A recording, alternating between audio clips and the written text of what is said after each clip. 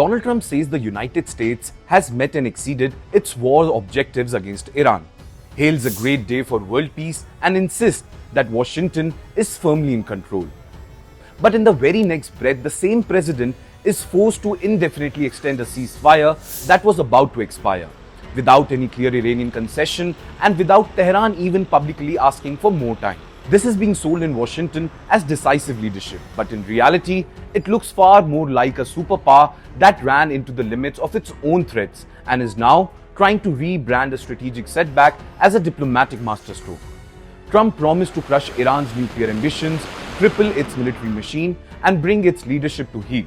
Instead, he has ended up freezing the war while Iran's political system survives, its regional influence endures, and most importantly, its leverage at the Strait of Hormuz remains unbroken. If this is what mission accomplished looks like in 2026, it is no surprise that officials in Tehran sound more defiant than defeated.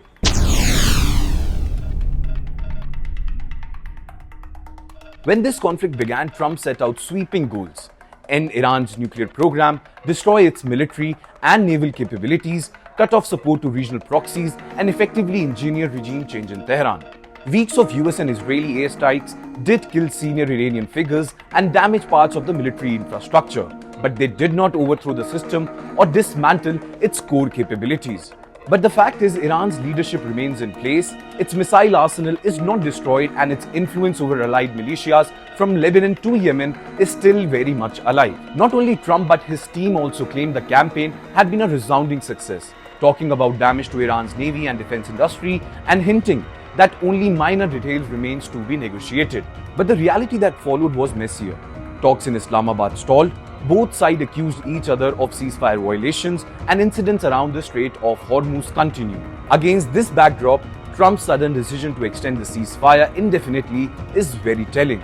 He announced that US forces would keep the guns silent until their proposal is presented and discussions are finalized, effectively admitting that Washington is waiting on Tehran to define the next step. Iranian officials meanwhile publicly emphasized that they did not request an extension and condemned the continuation of US naval blockade as an act of war, not as an act of peace. This is not what victory on American terms was supposed to look like.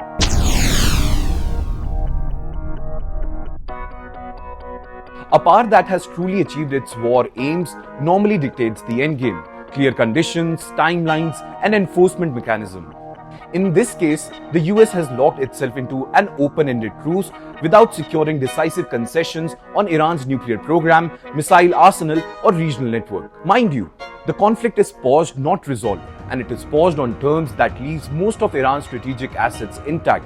Trump's own words underscore the imbalance. He says the ceasefire will last until Iran delivers a unified proposal, while maintaining a blockade that continues to choke the country's maritime trade. On the flip side, Tehran's negotiator counters that there can be no full ceasefire while the blockade persists, openly declaring that the US failed to achieve its objective through military aggression and will not succeed through intimidation either. It seems the indefinite extension is less a sign of American dominance and more an admission that sustained escalation carries unacceptable risk for Washington. Iran has seized ships in the Strait of Hormuz, shown it can disrupt global oil flows, and demonstrated that it still has the capacity to raise the cost of conflict for the US and its allies.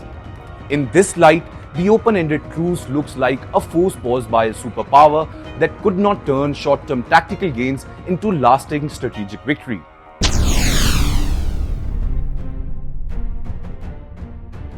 Now, to cover this uncomfortable reality, the Trump administration leans heavily on economic war rhetoric. The White House boasts that sanctions and a naval blockade around Iranian ports are inflicting huge daily losses on Tehran and gradually pushing the economy towards collapse. Trump frames this as pressure with compassion.